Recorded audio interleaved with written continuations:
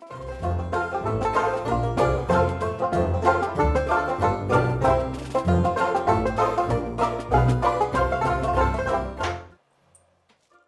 Hildur, takk fyrir að koma í kosningasjónvarpið hjá Átaki. Takk fyrir að bjóða mér. Viltu byrja að kynna þig aðeins fyrir okkar? Já, ég heiti Hildur Björnsdóttir og ég er oddviti Sjálfstæðisflokksins í Reykjavík og ég er 3 barna móðir og lögfræðingur og búin að vera í borgarstjórn núna í 4 ár. Finnst það alveg æðislega skemmtilegt. Ætlar þinn flokkur að bæta aðgengi fyrir fatlaða í borginni? Já, það er mjög mikilvægt að bæta aðgengi fyrir fatlaða í borginni. Og við í Reykjavíkurborg höfum núna verið að vinna að svona stefnu í aðgengismálum í borginni og það er margt sem betur má fara. Og við verðum auðvitað að tryggja að allt fólk í borginni, sama hvernig aðstæðum það er í sínu lífi, geti haft aðgang og gott aðgengi að þessu svona borgarlandi okkar og sérstaklega þessum almenningsrýmum í borginni.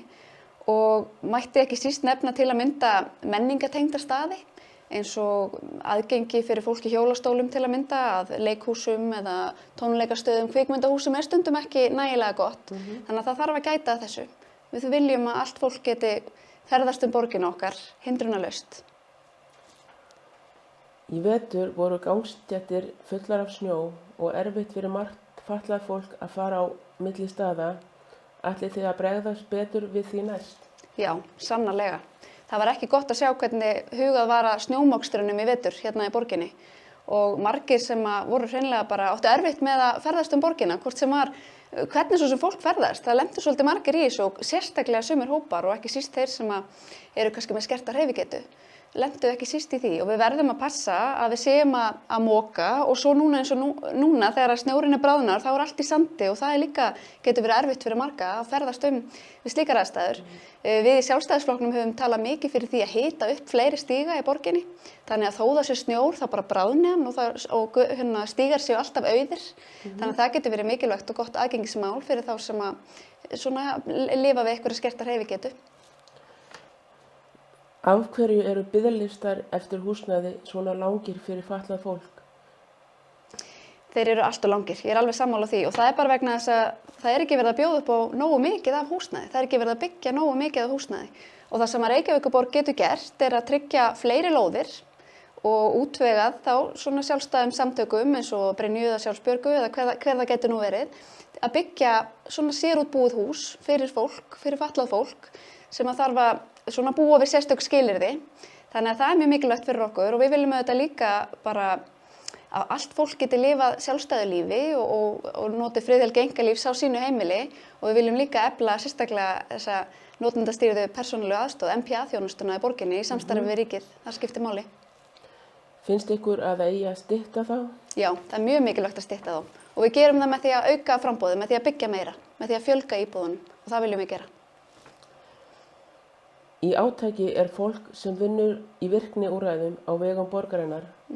Þar er fólk sem fær 119 krónur á tíman og í lok mánaðar fær það 2700 krónur í mánaðarlaun. Finnst þér það í lagi? Það er ansi lágt, ég verð að segja það. Og það er svo mikilvægt auðvitað fyrir allt fólk að eiga kost á að vinna. Og það er svo mikilvægur partur bara á okkar hversdagslega lífi að fara í vinnuna og hitta fólk og hafa verkefni og finna við eitthvað tilgang. Og það eru bara mannréttindi okkar allra að fá að vera virkir þátttakendur í samfélaginu. Og við þurfum að tryggja fólki þann rétt og þá auðvitað mannsæmandi laun fyrir sína vinnu. Fólk í Átaki hefur unnið í virkniúrræðum í mörg ár en fá ekki stöðuhækkun og sumir fá ekki tækifæri á að fara á almennan vinnumarkað. Hvað finnst þér það? Já, mér finnst það ekki nógu gott og ég held að borgin geti unnið líka bara mun betur með hinum almenna vinnumarkaði að því að fjölga þessum valkostum fyrir fólk, fjölga þessum störfum og við þurfum bara að gera betur og við þurfum að gera það einmitt í góðu samtali við ykkur og heyra hverjar ykkar þarfir eru og væntingar og hvernig við getum stutt betur við ykkur og ykkar góða starf hér. Mættu sveitarfélögin ráða meira af fötluðu fólki til sín vinnu? Já, þau mættu gera það og ég held að svona hið opinbera þurfum við að ganga undan með góða fordæmi, sannarlega. Borgin hvetur raunar fatlað fólk sérstaklega til þess að sækja störf hjá borginni og svona skuldbindur sig til þess að gera þá alla viðeigandi ráðstafanir sem fólk þarf til þess að styðja það í sínu starfi. Þannig ég held að það er allavega stefnan, hvernig henni framfylgt, það er svo annað mál en það þarf að gera vel í þessu, sannarlega. Hver er stefna þíns flokks í menntamálum fyrir fatlað fólk? Sjálfstæðisflokkurinn vill bara tryggja framúrskarandi grunnskólakerfi og það sem við leggjum svo mikla áherslu á er að bara öll börn fá að njóta sín í skólakerfinu og það skiptir engu máli hvort að þú hvaða bakgrunn þú hefur. Sum börn koma frá mjög litlum efnahag, frá fátækum foreldrum. Sum börn lifa við einhverjar takmarkanir eða fötlun. Og það þarf að taka vel á móti öllum þessum börnum og þau þurfa öll að fá að þrífast. Og við tölum svo mikið jöfn tækifæri og við viljum að öll börn eigi jöfn tækifæri á að finna sína hæfileika og þroska það á sínum eigin forsendum. Þannig að þau geti svo nota sína hæfileika og sjálfstraustið sem við byggjum hjá þeim til þess að skapa sér tækifæri í lífinu. Þannig að mér finnst svona skólakerfið oft hafa reynt að setja alla í sama boxið. Þannig að við þurfum svona að leyfa hverjum einstaklingi að fá að blómstra svolítið út af fyrir sig á sínum eigin forsendum. Finnst þér að fatlað fólk eigi að fá að velja milli sérskóla og hverfisskóla og stuðningurinn ætti að vera svo sami í báðum skólum? Já, Sjálfstæðisflokkurinn trúir mjög mikið á frelsi og val og við viljum að fólk hafi frjálsa valkosti. Og til að mynda ef við myndum tala um skóla án aðgreiningar, að þá er það auðvitað gríðarlega falleg stefna en hún gengur ekkert fyrir alla og það er svo mikilvægt að fólk eigi þetta val. Sumum börnum hentar vel að fara í skóla án aðgreiningar og þá þarf auðvitað að tryggja auki fjármagn og stuðning inn í skólastofunni við kennarann og vera með viðeigandi fagfólk. En sumum börnum hentar hreinlega ekki að fara í svona hefðbundinn borgarrekinn skóla og hentar þeim mun betur að fara í sérskóla. Og við þurfum líka að fjölga einhverfudeildum, við þurfum bara að fjölga valkostunum og því að það er ekki allir eins og það hentar ekki öllum það sama. Þannig að við viljum að börnin og fjölskyldurnar og foreldrarnir eigi þetta val hvað hentar hverju og einu barni best. Verður hjólastóla aðgengi í borgarlínunni og verða íbúðir við borgarlínuna fyrir fatlaða? Það er ekki búið að útfæra nákvæmlega hvernig borgarlína verður og það er svona svolítið bitbein í þessu öllu en það er nú talað að borgarlína verði þannig að hún verði alveg jöfn við götu þannig að þú stendur á gangstétt og gengur inn þá þurfur ekki að fara upp neitt pall þannig að það á að vera rosalega gott aðgengi og það er mjög mikilvægt, það verður að vera. Svo er ég mitt fyrirhugað eins og kemur fram í spurningunni þinni að byggja íbúðir meðfram borgarlínu, það er svona einhver áform sem eru líka reyndar umdeild.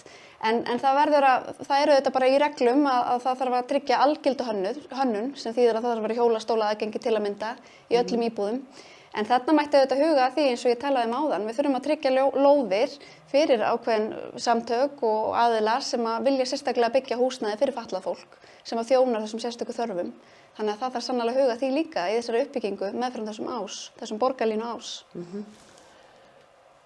Það getur verið erfitt fyrir fatlað fólk að komast á kjörstað. Mætti hafa kosningar á rafrænan til að auðvelda fötluðu fólki að kjósa?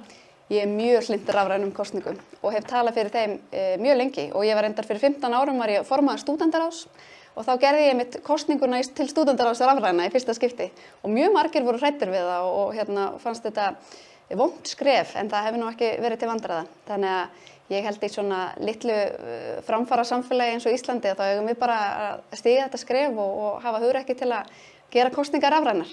Við tökum í dag bankalán á netinu og gerum alls konar hluti þannig að við hefum alveg geta kosið á netinu líka. Það þarf auðvitað bara að tryggja ákveð öryggi en mér finnst það spennandi en það er mjög umdeilt. Takk fyrir. Takk fyrir mig, gaman að koma.